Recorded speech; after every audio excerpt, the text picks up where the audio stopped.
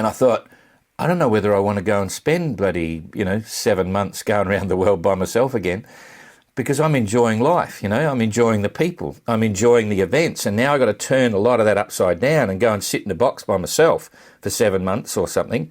And I thought, I don't need to do that anymore. I don't need to prove anything to myself anymore. And so I finally got it. Everything I'd been doing since I was a kid, all the way through my life, was to prove something to myself, right? No one else, just to me. And that was pretty, mind-boggling. Greetings, football fans. If I have a scratchy voice in the intros for today, you'll know it's because I was up until 5 a.m. Sweden time, jumping and screaming and yelling at the television and watching my beloved Philadelphia Eagles take down the Chiefs. It was a delightful evening, I gotta say. I don't care how late it was. If you're an Eagles fan, or if you're a non-Eagles or Chiefs fan, I guess it was a boring game. But my God, as an Eagles fan, what a scenario. This is a sailing podcast, but I am a huge Eagles fan. I've been my whole life. I live in Sweden. I'm from Pennsylvania. I even considered flying back to Pennsylvania just to watch the game. But with a 4-year-old, that wasn't so practical nowadays. But, oh man, what a game. I am delighted. I'm so happy for the team. And I'm basically not working today because, I'm going to read and listen to all the podcasts and just bask in the glory. And it's not for nothing. I had a feeling it was Super Bowl 59. My whole identity is wrapped up in 59 North. It just felt like our year. And hey, baby, we did it.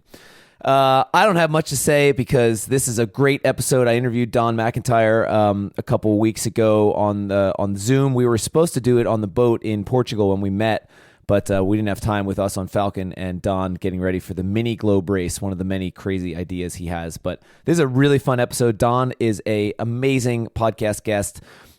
He could talk. He's kind of in the Matt Rutherford category. You just get him going on stuff and he can just go, and it's great and delightful. And I always enjoy talking to him. So hope you enjoy this one as well. I'm going to try and get a little bit more sleep this afternoon before I pick Axel up from school because I didn't sleep much last night, but hey, it was worth it. Go Birds.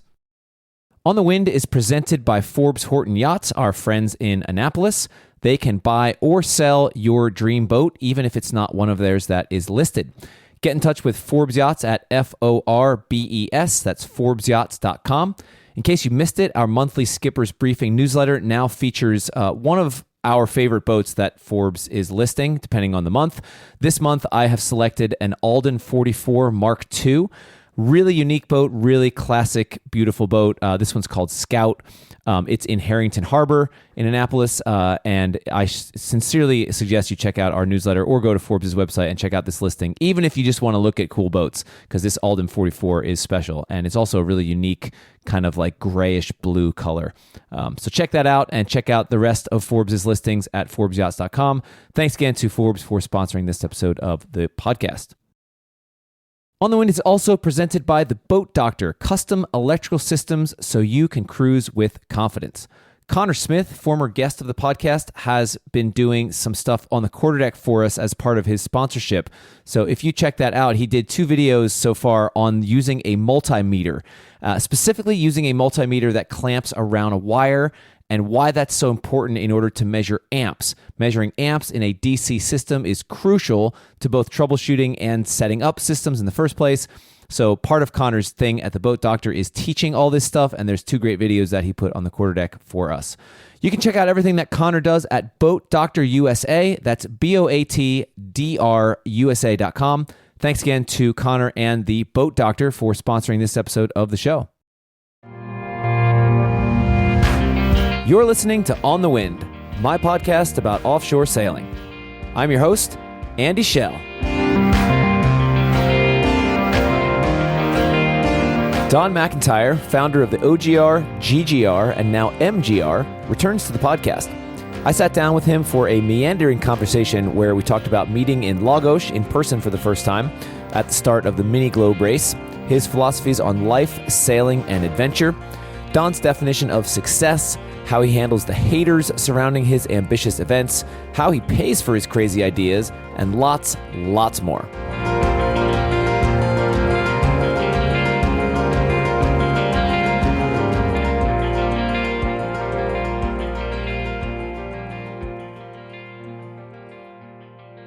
we're actually in the same time zone right now, which is ironic. It was worse than doing celestial over the dateline. That gets really confusing.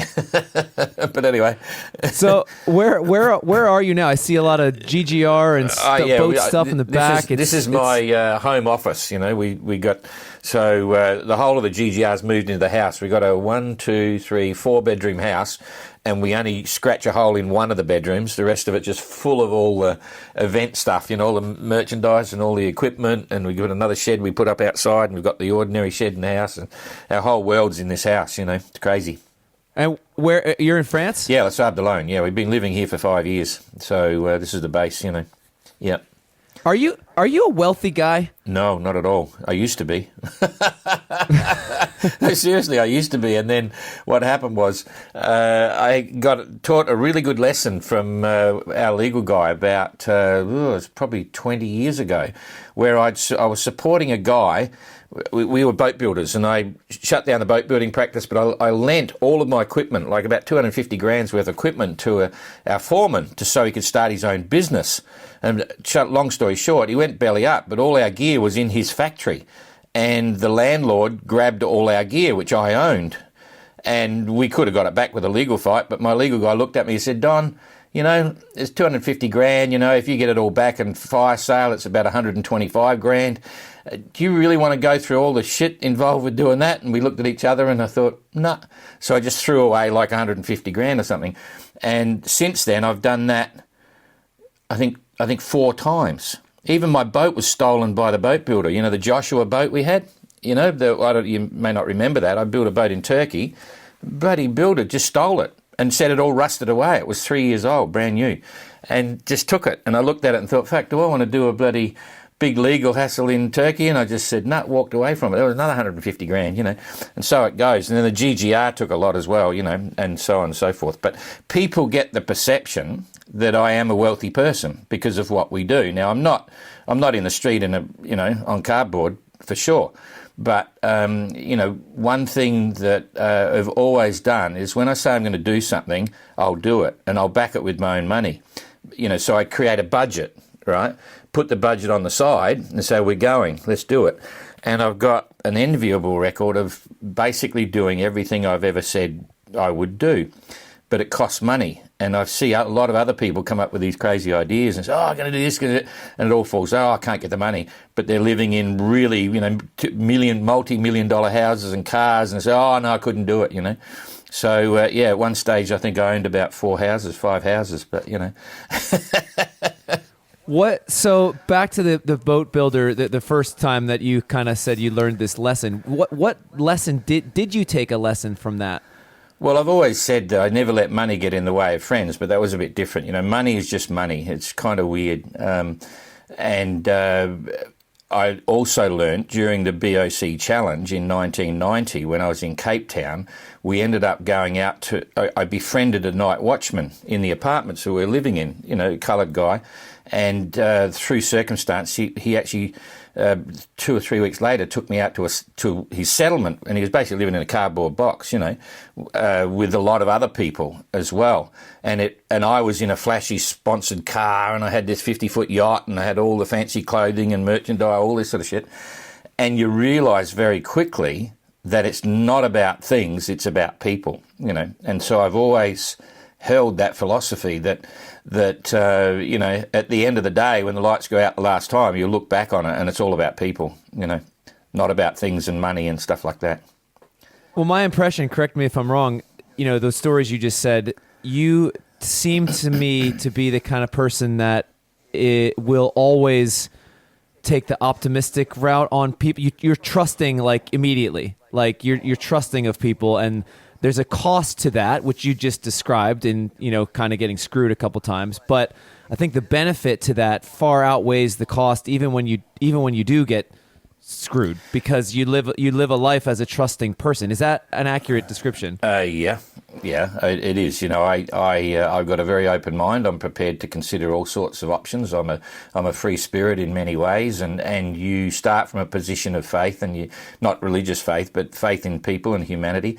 And there's something else. I've always, in my entire business life and personal life, I've never dudded anyone on any invoice or any money owed or something like that. I just say, oh, bugger it, just pay the money and walk away.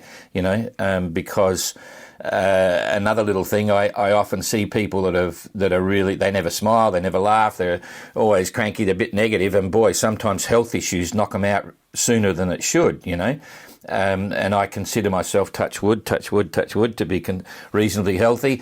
And part of that's probably an attitude. I see it in other people that are positive people, that they're always happy, they're healthy, they're, getting on with life. And it's funny how it works, whether it's scientific fact or not, doesn't matter. It's just an impression. But I don't, I just run my life as the way I was brought up with a kid. I'm 70 now, and I reckon I was born in the best time, in the best place the world's ever seen, just after the war and all this economic opportunity and so on. And I also learnt early on that there's always opportunity somewhere. It's up to you to see that opportunity and go for it and have fun. So I'm just a big kid and I'm still having fun. I'm still smiling, So it's funny timing that you mentioned about how important it is with people and relationships. I'm reading a book right now called The Good Life, which is, there was a study done by Harvard, continues to this day. It's the longest study on human well-being that's ever been done. It's been going for 84 years now. Yeah.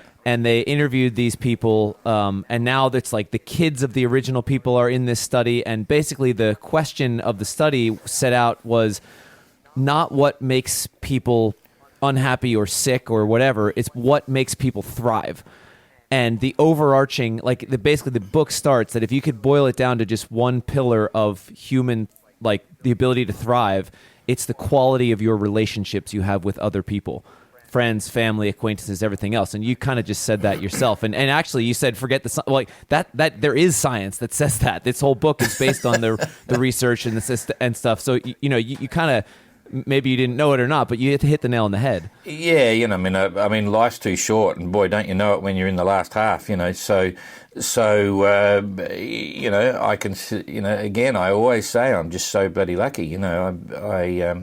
It's an attitude thing, and who knows how it happens. What affects you, and so on. Sometimes I think I never got on with my father. He's an alcoholic that smoked himself to death at 60 or something, and from an early age, I always, I just wanted to keep going, doing these things. And my mother would always say to me, oh, why don't you just do one thing and stick to it? And the reason was, as soon as I had done it, I wanted to go and do something else, and that pretty much followed me through the whole of life. And I think the whole thing's an interesting circle. We could talk for a long time about that,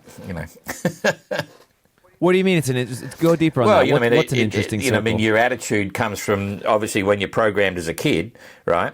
And I just, I did the whole routine. And this is a funny one. I was a cub, I went to Cubs and then Boy Scouts and then things like that. And the number of people that I see out there now at my age who had gone through a similar situation where it really inspired them to go out and do other stuff. They became real people.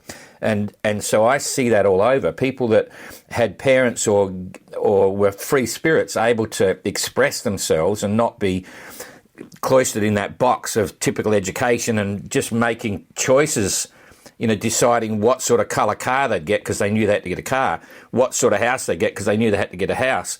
But they were able to make decisions. They said, no, I don't want a car. I don't want this. I'm going to go that way. And a lot of people find it hard to make those decisions because they're taking the easy route.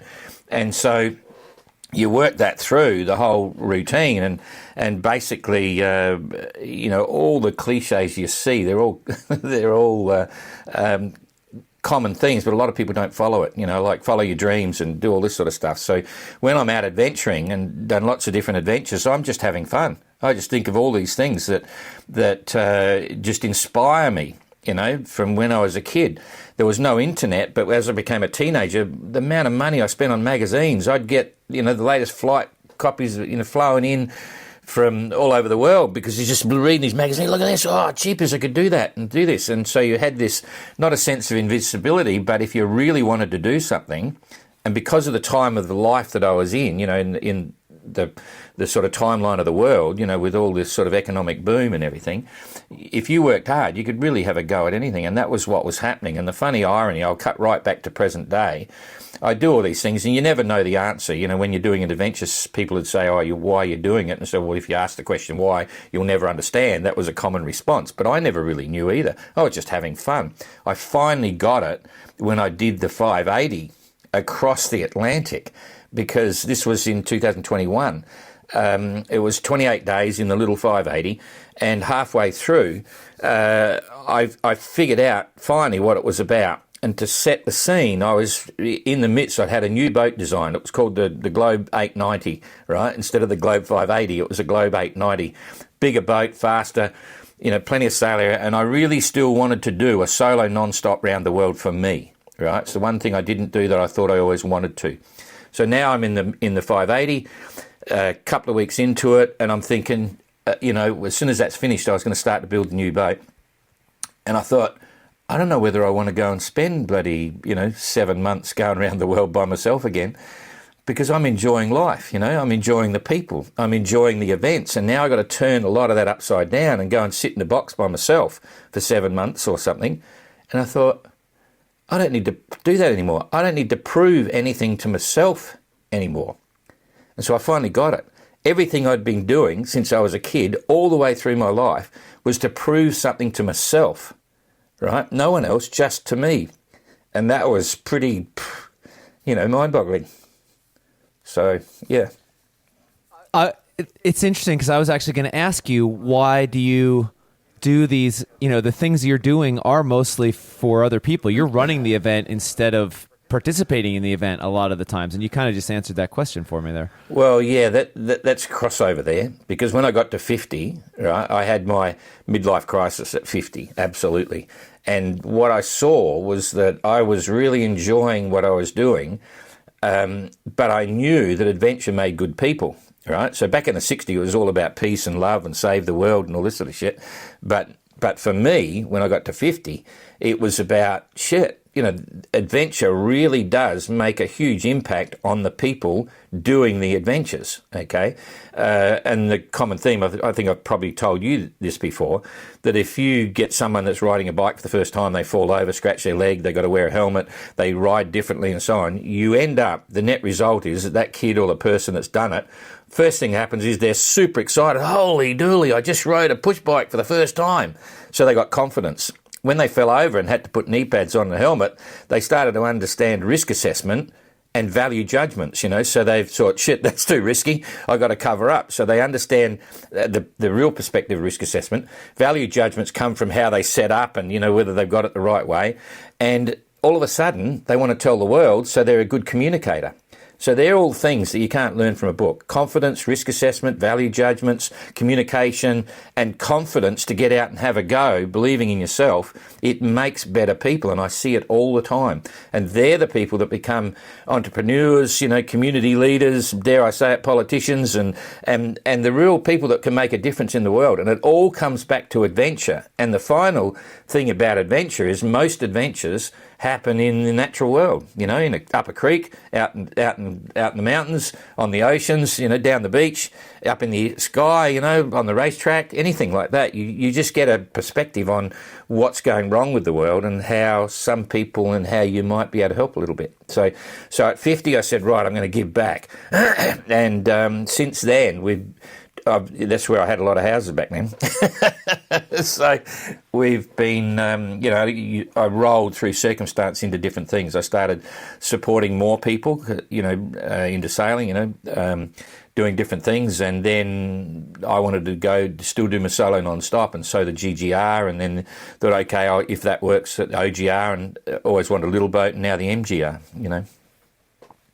I think you hit the nail on the head again with the adventure stuff, but I think you're missing one component that's there. I just don't think, and it relates to what we've just been talking about. I think when you're in that environment, in a group setting as well, the relationships you form amongst the people in that group are different than you can ever form in a sort of domestic sense at home. Oh yeah, absolutely. Because of the nature of the adventure. For sure. And I think, that's a key, that's an element I think that at least I haven't until recently appreciated as much as I think you should appreciate. Oh, yeah. You're right on. In fact, you would see it because of the programs you run with the boat. You put a crew together exactly, yeah. and they go away for a month or something like that. They'll always be best of mates 10 years later. They wouldn't have seen them for 10 years. Well, I was doing the same thing. If I was doing an expedition up the reef or down to Antarctica or something, the team that we'd put together, jeepers, the bond you get is incredible. And we're on fire at the moment with the MGR. I've never seen anything like it. The feeling between the entrants, having built their own boats and now setting off around the world, the vibe, the camaraderie, the passion, the warmth and energy is just off the planet. It's completely different than the GGR and the OGR and so on. It's just amazing to see. So it is pretty cool. I mean, even that being a solo event, it's still, they all share this. It's a shared goal. They're in it together, even though they're doing it solo. And you look at and I think the reason that is, like I said, I'm in this mindset because I'm in the middle of this book right now. But basically, you talk about how you form relationships with people sort of domestically, especially as an adult. As a kid, you're surrounded by other kids your age in your life thing, and that's just all you do. You're always around people. But as an adult, you have less opportunity to be with people and less often in sort of the circumstances that create that sort of bond. So when you put them in this adventure environment, whether it's as a solo and then you meet up in the different ports or whatever, or on a boat even more, you have the right ingredients to create those kind of bonds that you don't normally get unless it's kind of forced domestically, so to speak. Yeah. You're telling me all the reasons why we're doing the Golden Globe race, the Ocean Globe race, and the Mini Globe race, not to mention the Transat. You're exactly right. It's fantastic to see. And sometimes, Jane and I will sit back and think, oh, this is cool, and so we become a little bit proud about what we're doing. We're doing it because of the help of a lot of people rather than sponsors. We've got little partners and stuff, but there's a lot of people in the background and on the sidelines that believe in what we're doing as well. And so you put all that together, and they are incredible events, and everyone involved is having a ball. The intensity of the whole thing when we got to Punta del Este in Uruguay with the Ocean Globe race, we had 150 people coming up to me every day saying, Don, this is amazing. We're living our dream. This, thanks very much, blah, blah, blah. So it's pretty powerful. Yeah. What's your succinct definition of success? Success is at the end of the day feeling good internally, and sort of just happy in your space and time. Success is different for different people, and I think we're talking to the converted here, because the success doesn't mean you got to win the race. Success means whatever you do, you get into it for a reason. And at the end of the day, the net result might not be what you thought it was going to be, but as long as you're happy, it's a success. If you learnt something from it, you gain more experience, you feel a stronger person or a better person. It's all internal, So, as you probably know, back in the day, I used to do a lot of corporate speaking, about my different adventures and stuff, and people had come up and say, oh, you're so lucky, you're bloody doing all this stuff, and blah, blah, blah, I'd love to do an adventure. And I'd just say to them, one of two questions. I said, well, what do you do for a career? And if they were their own business, I said, well, look, you're one of the classic big adventurers. Every time you start a business, it's an adventure because it simply has an unknown outcome. And the net result at the end of the day, success or failure, you could say the success could be because of the money you make, as a gauge of success.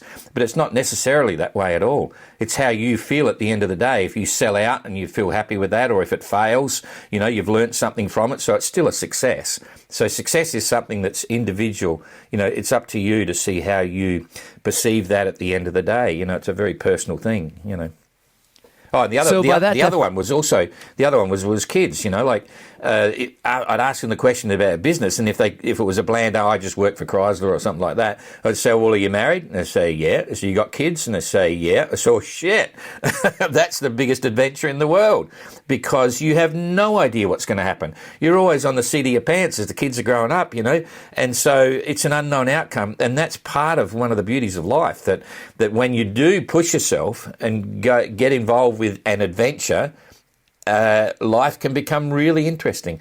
But an adventure is any activity at all that has an unknown outcome, because you've got to bend and twist and mould and learn and develop and grow and all those sorts of things. So adventure is the key to a lot of stuff. So by that definition of success, do you have any failures in your life? Oh, well, then you've got to try and define what's a failure. There's no such thing. There is absolutely no such thing as a failure, because there will be something will come from it, you know, and you hear all the billionaires talk about this, you know, and the guys that you know, it's just across the board, there is no such thing as failure. Probably the biggest failure might be, and I can't think of, well, there's a few, no, I can't even think of relating to me, is that if you really, really, really want to do something and you know you can do it, it doesn't mean you can succeed, but you know you can at least get into it and do it, and for some reason that you're not happy with, you didn't try. That could be considered to be a failure. And I quantified that by saying for some reason that you didn't like or agree with, because you might want to do it, but say the family issues might stop you, or this, that, and the other. Well, that's a legitimate reason, so it's not the same perspective. Everything's so involved, but you could come back to say the biggest failure was to have too many regrets, you know, because a regret without reason, because some regrets have got reason. A regret without reason is just a waste of space, you know, a waste of time, a waste of life. You know, we've only so often now. It seems funny. I'm a 30-year-old. I look at life as a 30-year-old, right? And now I'm 70. This is nuts, you know, just absolutely crazy, because you think, gosh, shit, you know, the number's going to be up one day. And you look back and think, geez, that went quick. Now, when you were in the 30s and you used to get all these old buggers that are 60, you know, come to you and say, oh, you know, life's pretty quick, you know, you better get into it. You know, it's sort of like unbelievable. Now I'm 70. I feel 30. I'm still looking at the world exactly. Well, it was only 2 years ago that I was 28, right? And I lived with 28 for like 20 years. I never got past 28. And then I had a health scare, a classic one, about a year ago. I said, okay, well, maybe I'm 29, right? And now that I'm 70, you look at the number and think, oh, I probably should be responsible. Okay, I'm 30, you know. As if 30 just magically makes you responsible. Well, sort of, you know, I am getting older, there's no question, but life's still good and I'm incredibly lucky, you know. It's funny. You remind me of my grandfather, my dad's dad. He died a year and a half ago at 94, and he was exactly the same attitude. Even in his late 80s, he would go to the gym, and there's like at the gym at home, there's this area for like all the normal gym, and then upstairs there's this kind of more rehab type area where all the old people would go.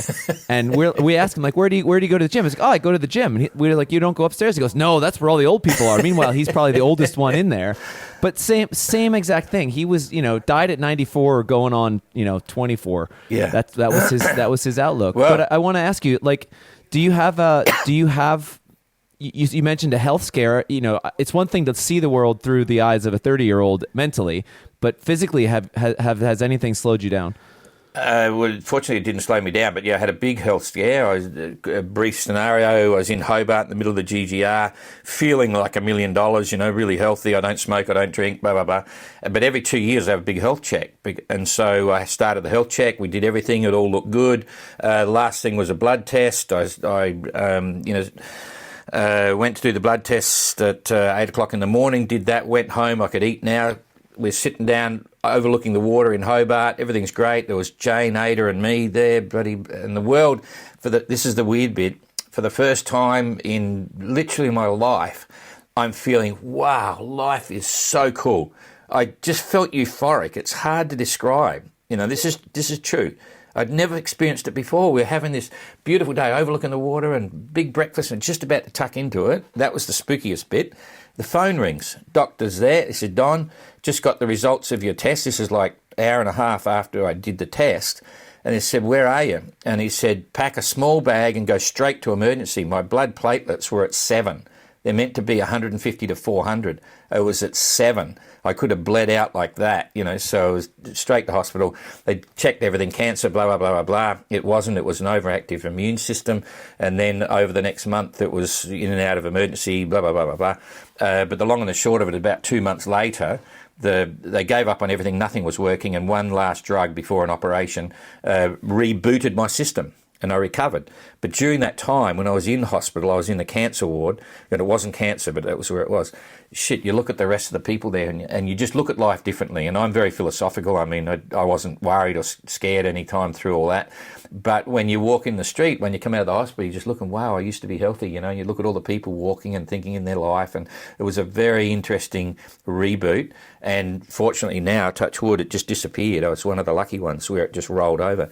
So that's when I went to 29. But when you do the things you do, like with adventure and this, that, and the other, you're not fatalistic, but your number could be up any time, and so that's life. And ever since I got to 50, I thought, shit, touch wood. In fact, I shouldn't say it, but if I shut my eyes for the last time at 50, I was completely satisfied because I'd been doing crazy things and really enjoying it. I was very lucky. So yeah, that's life. I've heard somebody say that when you're healthy, you can have any number of problems or worries or stresses or whatever, but when you're sick or unhealthy, seriously, you only have one problem, and it's getting healthy. Right. And I think Absolutely. That's an interesting way to think about it. Yeah, absolutely. I mean, your health is everything. I see people that have got a problem, and I'm not perfect. I got my pop tendons and bloody blah blah blah. But yeah, people that have got serious health issue, you just realise how lucky you are. Do you have kids? No, never had them. No, never had them. Conscious decision. Love kids. We do a lot with kids on all adventures that we've done in the past, sometimes very close. When we came out of Antarctica for a year, we lived in Antarctica in a box for a year, long story. We did, I think, it was 150 schools, talking at schools, 150 of them in the first year, all for free, and we did a lot of other stuff. But I realised, unfortunately, my first wife, she didn't want kids either, and we discussed it. When we were going into the box, I was 40, she was 35, and we thought, this is the last chance. You sure we don't want kids? I said, no, we don't. We both discussed it together and gone. And what that did, effectively, was that every time we were doing adventures, they cost a truckload of money and you had a lot on the line. And even in business, we always used to look at it, well, what's the bottom line? If it all fails, where would we be? And I never really worried, because if we were bankrupt on the beach or whatever it is, we'd just buy another tent and some fishing gear and go hang out for a couple of weeks with a loaf of bread or something and work out what we do next, because we didn't have the kids, So you could do that. So we took risks which all worked. And part of the reason we were able to take those risks in life and business was probably because we didn't have to think about the kids. So it sounds rather selfish, but it wasn't that way at all. It was just a lifestyle decision that we made. And no regrets, in my life, I've had a few women that wanted me to have kids for them, not, just to connect them, because they thought, oh, I like what you're doing, can you come and help me and stuff? Never happened, don't worry. But and I probably got a few kids, actually. I was a sperm donor there for 2 months once, so there's probably a few out there, but I got no idea who they are. Yeah, and you said no regrets. I mean, that's the thing. When we decided to have kids, not that we were doing this stuff that you were doing, but we led a pretty travel-centric lifestyle and doing kind of what we wanted to do and stuff. And Mia and I kind of were like, well, we don't really want kids now, but we really think we want kids later. And obviously you can't have one without the other. But it sounds like you sleep well at night, even with that decision. You haven't thought about it. I thought about it at one stage, probably 15 years ago. no, at 50, said, yeah, in the later bit, I could have, made a decision on that, but no, it just didn't work. It didn't work. So no regrets. But it makes life interesting because when you're doing stuff, like now, I'm 70, really you've got your, life is funny with people, your relationships, like as in friends and associates, it changes. I'm living in France now for the last 5 years. A lot of the friends I had in Australia, they're sort of over there, so you don't see them as often and so on. And you get this group of people, but they're not your close friends, but you've got a lot of friends. And then you've got a few close friends. And so, family changes that whole scenario. You've got family. And I've got a brother and sister and nephews and so on, but sadly I don't keep in touch with them as much as I should. But it does colour the way you think and what you do. And I'm not saying it's good, bad or indifferent, but I have no regrets. I consider myself to be really lucky. And I think part of the thing that happened at 50 about putting back was a knee-jerk reaction or a subconscious influence of the fact that maybe because I didn't have kids, thought, okay, well, I'll put back in other ways, which you're able to do because you don't have the whatever. I don't know. Some things that happen in your life, you don't know why it happens, and that's probably it could be part of it. I don't know, You said you had several houses at one point. You were a wealthy man. How did you build that up in the first place? Like you mentioned, the time and place you grew up, you had a lot of economic opportunity, but like, it doesn't just, I'm going to assume that you didn't inherit any wealth. So what was how did you make that happen in the first place? No, well, first of all, I wasn't, there's wealthy and there's wealthy, right? Sure. I wasn't wealthy like a thing because I spent all the money I was making, I spent it on adventures, So yes, to quantify it. But how were you making the money is the question. Basically because they were adventures, right? I could have made a lot of money in my life, believe me. I'm not just saying that. I could see the writing on the wall how to make money, right? And no question. And I've always been, I started selling Jimi Hendrix posters hand drawn as like about a 13-year-old in first year high school for $1, right? And I've always managed to make money. When I left school, I was making $235 a week selling teddy bears door to door, like an Avon salesman, right? And I absolutely nailed it enough to buy a combi van from running my own business. And then to be responsible, I got a bloody an apprenticeship, a jewellery apprenticeship, because I was doing art and sculpture and stuff. And I was earning $16 a week in wages. And yet I was making $243 a week selling teddy bears. And I scratched my head and thought, this is nuts. And it's a long story after that, but I've always been able to make a quid. And you learn, I could sit here for 20 minutes and just talk about the way I made money. But in the end, I was spending all the money I made. I was a marine equipment importer that came from my desire to do the BOC. And that grew because I had a whole different way of distribution and it was all high quality stuff. So I did well with that. And then I wanted my BOC boat, so I decided, bugger it, we'll start building it. Everyone wanted the boat that I had, so I started building them. I built the second biggest boat moulds in Australia with virtually no money. And I'd had 8 of them sold before the moulds were finished, And so that funded my BOC to build the boat there. And you just... all the skills you get from adventure, you put into business and it can work, And so I was making money, but I was spending it. The trip to Antarctica cost us $800,000. That was in '95. My BOC cash flowed $750,000, to do the BOC. And I crossed the start line $350,000 in debt, right? Paying $153 a day in interest because interest rates in 1990 were like 19%. It was just nuts. But they were all programmed, buddy, sort of treating the business like an adventure. And then I should have been into real estate. I wasn't. But to cut a long story short, after I had the ship I bought a block of land. I finally thought when I was in Tassie, I bought a block of land and it kicked a goal. I bought a block for $300,000. 2 years later, it was probably worth $1 million. The real estate just went nuts. So we did a subdivision and sold that off, and that bought one of my boats, and so it goes. So at the end of all that, I think the time I was the richest, you might say, after owning very little, owning nothing, I kicked a goal, and I forget when it was now. It must have been the year 2000 or something, and we ended up with about I had about 6 houses, but slowly they've been sold off. So now I've got a place in China, and I've got another little place in bit of stuff in Australia and bits and pieces, and we're renting a place in France, having a ball, and I can shorten that to the point where at 50, I looked at what I had and I thought, shit, what do I need by the time I was 75? Because 75 was a long way away. And I thought if I got a house and a car and bits and pieces and a boat, I'm happy. And here I am at 70. There's only 5 years left of that plan. I'm thinking, where do I want to be at 85, you know? Yes, sure, still going. Where do you think that like entrepreneurial mindset was that? Do you think that was just in you, or did you learn that somewhere? I think it was because it's just me doing all these different adventures, you know, all these different activities, you know, whatever they were, fishing, surfing, flying, you know, racing cars, whatever. You just have those elements, as I was saying, about confidence, communication, risk assessment, value judgment. It's good in life. It's good in business. You know when something's right. But there is one element there that I always adhered to. And if someone looks at my chronological history of business and life, it always comes down to to believing in yourself and doing what you love.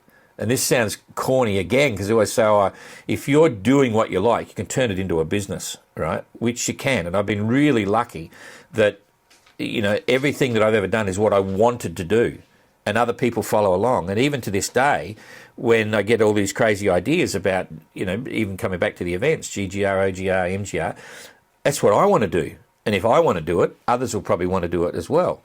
And so it goes. So, you know, it's like as if I've never worked. Since I got out of that jewellery apprenticeship, I've never really worked, because I've done exactly what I want to do, and other people understand it and follow along. And because you're a communicator, you get a good client base, and people will always like to do business with friends, you know, and things like that. So it's put me in a good position. But I've never made a lot of money, you know. But any time I've made money, I've spent it on adventures, you know, cars, planes, boats, you know, all those really good investments, you know. Yeah, exactly right. Yeah, appreciating assets. Yeah. I love what you said there about, if it's something you want to do, there'll probably is other people that want to do it as well. I've lived by that philosophy as well, and a lot of people will email me and ask questions about like, oh, hey, I want to get into doing this or whatever. And I'm sure we talked about this the first time we did the podcast, but I think it's a recurring theme that I keep bringing up. I think most people that struggle with this kind of thing and can't see, oh, look, you make it sound so easy. Yeah, I think they either don't actually know what it is they truly love, or they do and they're afraid to admit it because they don't think anybody else is going to love it as well. I mean, You and I are lucky, I guess, in the sense that the things that we truly love, there is a market for. There are other people that also love it. Not everybody's going to have that, but I think that is truly the key. It's to be honest about what it is that is your real passion, and not just, oh, I want to find something that I think will be successful. Oh, absolutely. I mean, I see it all the time, and obviously you do too, where people want to be me. You know, they look at what I do and they say, oh, I want to be you. And so they want to work out how I did it, and it's all wrong. And this happened to me just a few weeks ago, a good friend trying to work out what he wants to do in life. You know, he's got money, he's got time, this, that and the other, and he's struggling trying to work it out. And I had a heart to heart with him and said, look, you know, boom, boom, boom, just do that, be you, you know, don't try and blah, blah, blah. So yes, you and that's people that possibly are lacking confidence, you know. They don't believe in themselves. You know, even with confidence, it still may not work. But if you've got passion and you're doing what you love doing, it'll still work for you, you know, and you go from there. And there's a key element there, and I see this works for you. You and I are similar in terms of some of the things we do, is that trust is everything. And trust is a huge part of success. And trust comes from being a good person and being reliable and being, you know, responsible and all those things. And when you get someone like you that's doing what you love, and people trust you because they've gotten to know you through all the media that you do and things like that, it actually works, and it brings people along with you. Because I've seen some of the things that I do, you can see that people trust me. You know, if I say I'm going to do something, they trust me, and so people do want to come along and be part of what's going on.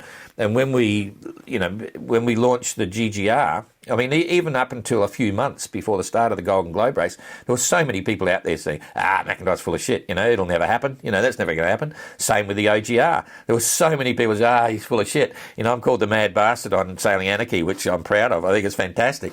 And they say, it'll never happen, he can't do that, so he'll go broke, but all this bullshit. And it was like, oh yeah. And when we launched the Mini Globe race and the 580, people say because how many people have you seen that start a class, and they go, I've got a one design boat, and it just fizzles away. And the biggest single reason is because whoever came up with the idea, they're not prepared to really back it with everything they've got, to make sure it works, And now I think I think it's fair to say that the 580's got past critical mass now. We've got, we're 260 builders or people with plans, and like 90 or, we'll be to 100 builders now, very quickly. And we've got a nice fleet of 15 boats going to race around the world. And geez, the phones are running hot. People all talk about the 580 now. I want to start building and all this sort of stuff. So, trust is everything. It's a big part of what you're doing. And people have got to believe in themselves as part of that game of building trust. There's you mentioned it earlier about just the simple act of like, well, I do what I say I'm going to do. That's actually a lot more rare than people think. I think that's like a key to success at any stage is like, if you just do what you say you're going to do, that you get a long way just by being good at that. Whether you're working for somebody else or doing stuff, whatever. I think that's like such a small thing, but it's a big deal. Yeah, and there's a background to that. You got to put in a lot of passion. Takes a lot of passion, takes a lot of sacrifice, and it takes a lot of determination. But there's a turning point when you have ideas and you can talk about it and say, it'd be great, I'd love to do this, I'd love to do that, it's all cool. And then for me personally, all of a sudden it gets beyond the point of say, shit, I think I've got to do this. And when you got to do it, you sit down and make a plan and say, yep, that's it, all right, let's do it, bang. And you can't turn back, you can't stop it, you got to keep it going, I want to ask you, I mentioned this when I met you in Lagos.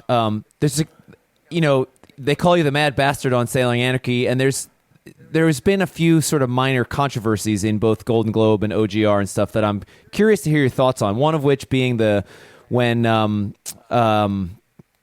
I can't think of his name. The guy that won the first Golden Globe. Jean-Luc Vanity. Yeah. Yeah, thank you. When he made that sat phone call and kind of retired from the race and then got back into it, there was a lot of people talking about that having broken the rules. There was the issue that I was critical about when you gave not compensation, but dispensation for one of the boats in the OGR that didn't have a female crew member on board. A lot of outside people think like, the impression was you're changing the rules as you go, or you're making it up as you go. Have you heard, do you hear that criticism, and what do you say to that? Oh, it's just a very simple answer. They should get a copy of the notice of race and read the 65 pages of the notice of race, and they will see very simply that I've never broken the rules or never changed the rules.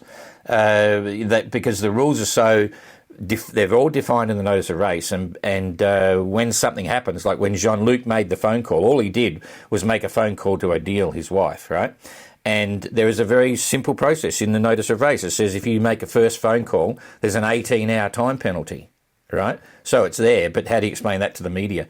Or people that want to bag you, they just think, fucking McIntyre, no bloody good, he's bloody changing the rules. It's not, it's just there. So it was up to Jean-Luc, and I told him when he rang me in the car park in Hobart, and he said, Don, I think I can repair this and come back. And I said, well, okay, you're going to wear a penalty because you've made the phone call, it'll cost you 18-hour time penalty. And he says, yeah, okay, I'm going to wear that, but I'm coming back. So he didn't break the rules.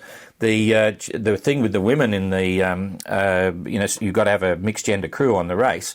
When you have a boat that arrives in port, okay, where there's a bit of a controversy on the boat and the female decides to get off, right, and the race is starting in 2 weeks, it's very challenging to try and find just anyone to get onto an ocean racing boat that's in the middle of the Southern Ocean in Auckland.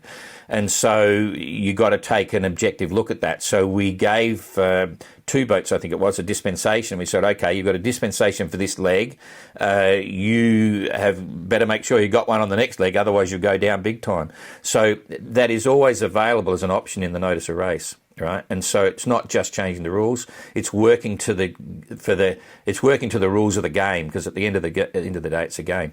So in virtually every situation that happens, people don't understand the fine detail of the rules because they've never read the notice of race, so they just make a comment, which is fine, and I let it go straight over the top. Sometimes you have to make a new rule because you can never make enough rules to cover every situation. And one irony of that was in the first GGR, I'm doing the daily tracker update and giving positions and bits and pieces, and managers are getting that, and they could use their radio. Radios were free.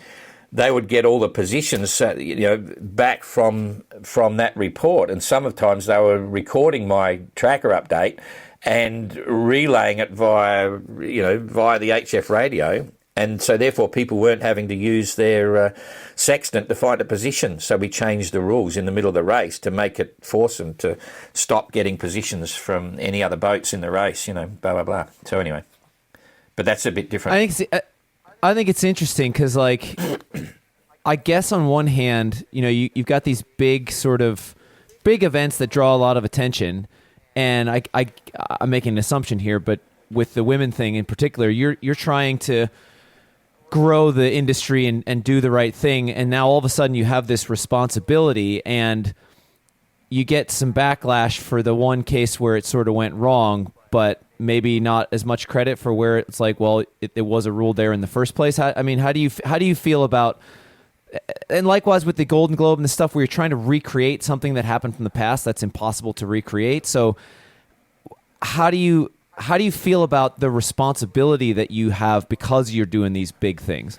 Well, first thing, when people criticise you and so on, I never take it personally, but that's human nature. When someone gets on, it might not be what they want, So there's two aspects to this. First thing is the criticism means they'd prefer to do it their way. There's something very important. When you come up with a concept and you want it to happen, you have to put it all down straight away in the early stages and let people sign on to those rules and regulations. That's the game. And it's up to me to manage that and not change it. Because if you keep changing it to everyone's suggestion or whims, it'll fall apart. You lose credibility because you haven't got a base. So you let it go, but you learn from the first one and you modify it for the next one. So that's one part of it. Secondly, yes, there is a responsibility, and you can't recreate the first Golden Globe. It would never work, So you do it as the best way you possibly can. And the proof's in the pudding. Now people have got over that. They know what the GGR is. They might not like it, but they understand what it is. And it's a game, and people sign on for the game to the rules that are there on the table. And there's no new rules coming in, things like that. And so,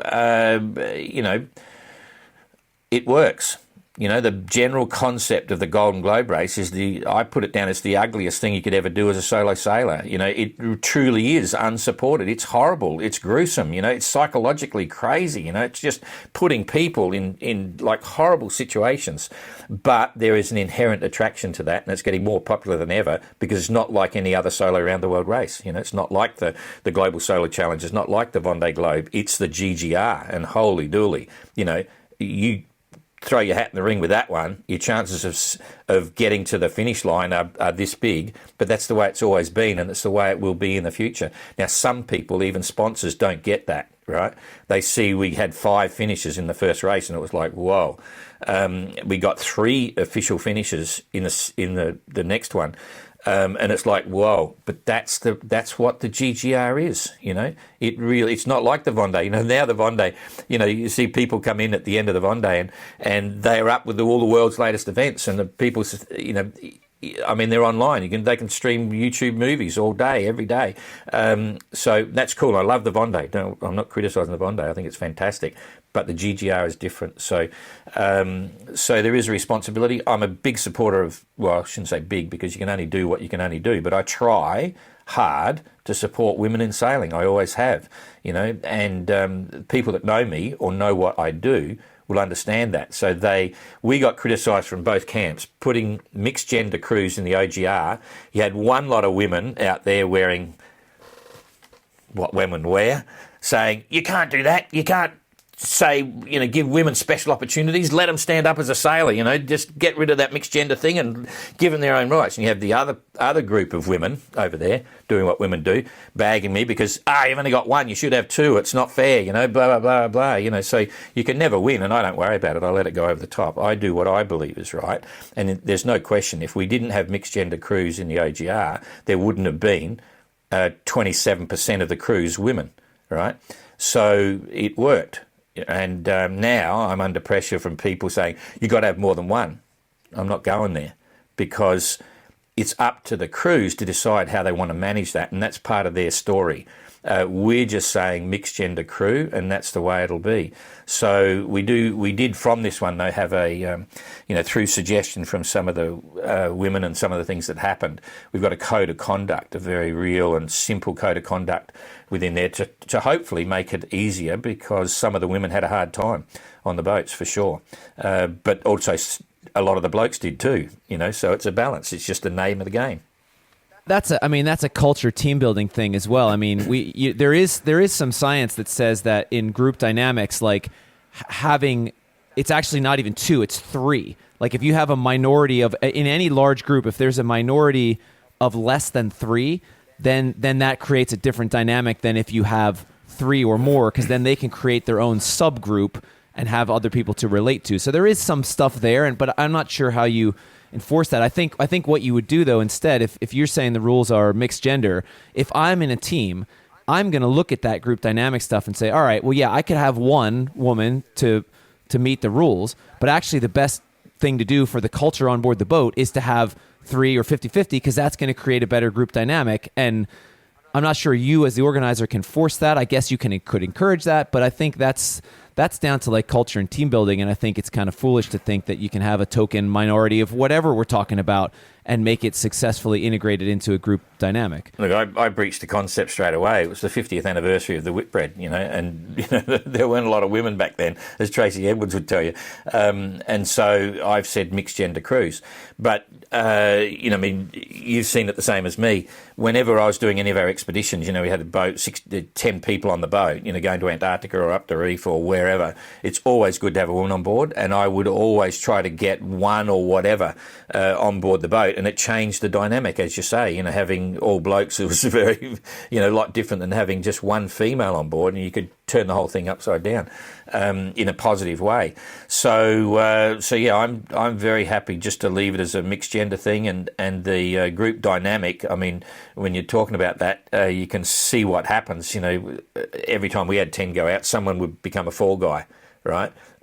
One person in the group would be unexpectedly or without planning would become the fall guy of the group, and as soon as you did, the other 9 would bond really well because someone's taken the rap. And if you're really lucky, if that fall guy or girl, was always a guy, was a cool person, it worked. They would still accept the role as a fall guy, and the whole 10 would work really well. That human dynamic thing is amazing to watch, and part of adventures sometimes.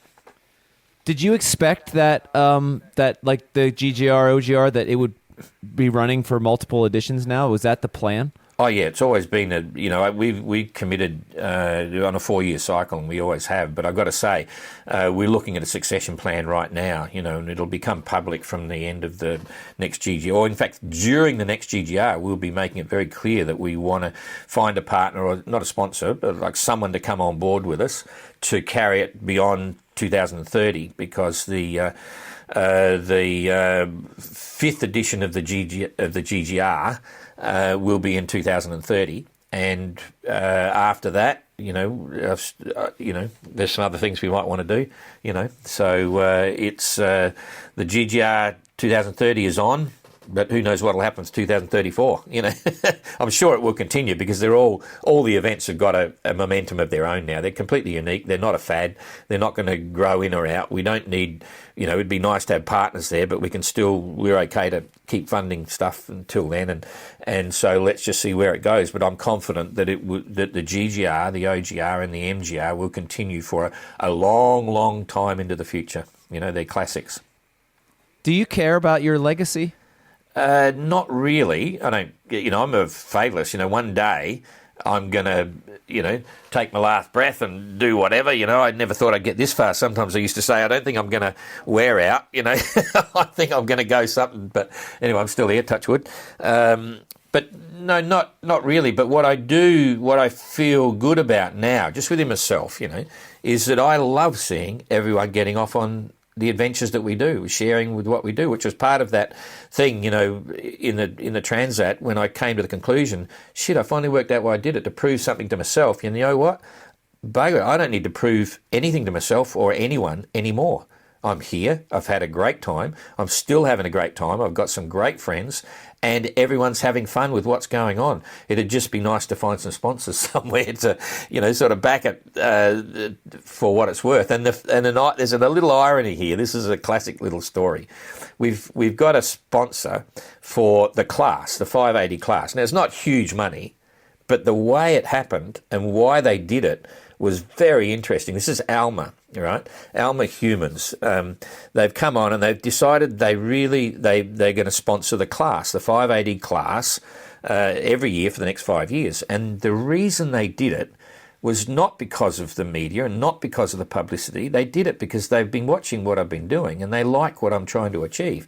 And so they just want to be a part of that and support me a little bit because of what I'm trying to do, not because of the events themselves. And I thought that was very cool. Yeah, I mean, that's probably the best case scenario, right? There's no there's no quid pro quo. They want to do it because they want to do it. Yeah, that's cool. Yeah. Well, Don, we could probably go on for a while, but I'm sure you've got lots of things to do today, and I've got places to be as well. But it was really nice meeting you in Lagos. We actually never met. We've communicated a bunch. I hadn't met until a month ago. Really cool. You got to meet Axel, my son, and got to see Falcon in the boat, and I enjoy following what you do. You're always an inspiration, and I think this is great. Well, it's like a mirror back to you. We're doing the same things in some ways, So it's always good fun. Yeah, great to chat. So we'll keep it rolling and keep in touch, eh? All right. Thanks a lot, Don. Yep, cool. Thanks again to Forbes Yachts for sponsoring this episode of the show.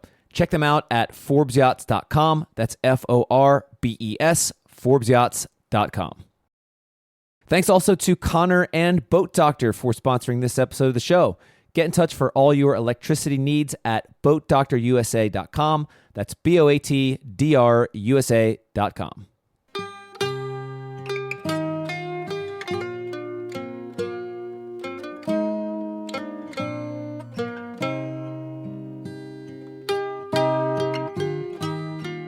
On the Wind is the podcast about sailing, created by 59 Degrees North and hosted by me, Andy Schell, and also by August Sandberg, Emma Garshagen, and occasionally Ben Doer. The show is mixed and produced in Frederick, Maryland by Lee Cumberland. Ads are read by us, the hosts, and occasionally by 59 North's bosun Adam Brown and podcast producer Lee Cumberland. Episode artwork and website show notes are done by Laura Parent in San Francisco. The intro theme music is composed and performed by former podcast guest and musician Cameron Dale, while the outro music you're hearing now is, of course, by our friends, the Storm Weather Shanty Choir.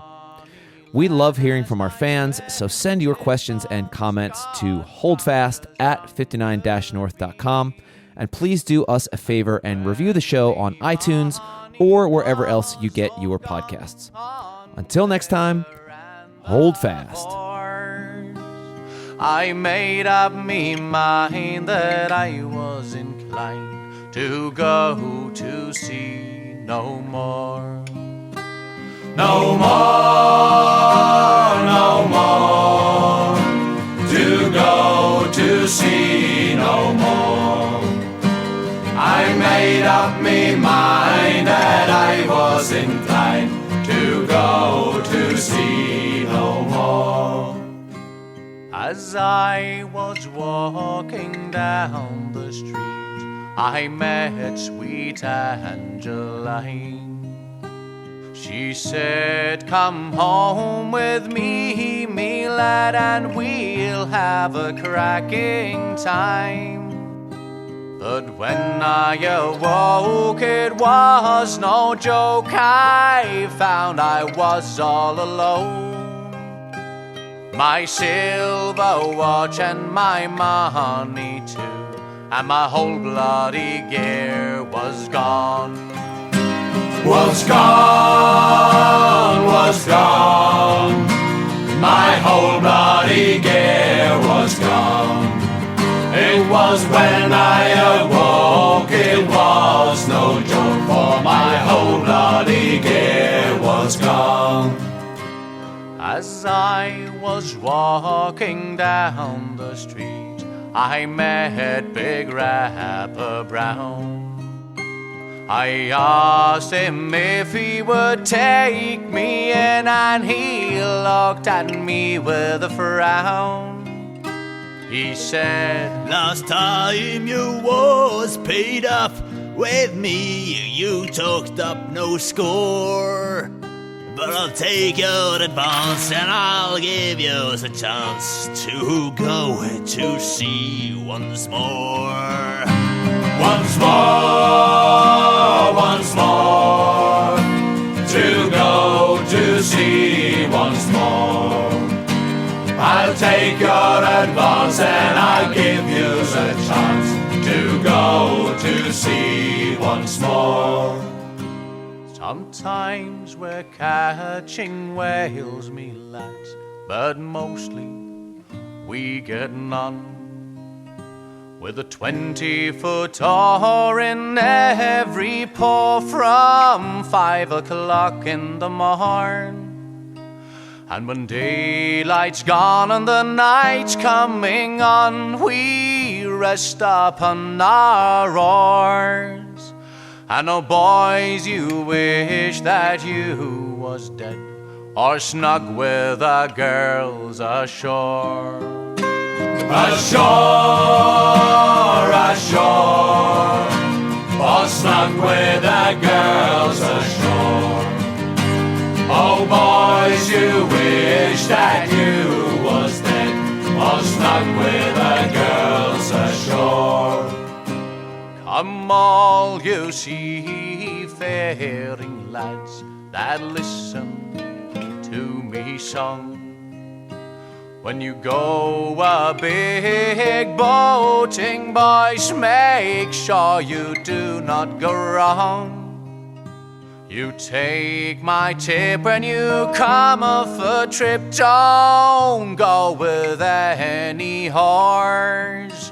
But get married instead and have all night in bed, and go to sea no more. No more, no more, to go to sea no more. Get married instead and have all night in bed, and go to sea no more. No more, no more, to go to sea no more. Get married instead and have all night in bed, and go to sea no more.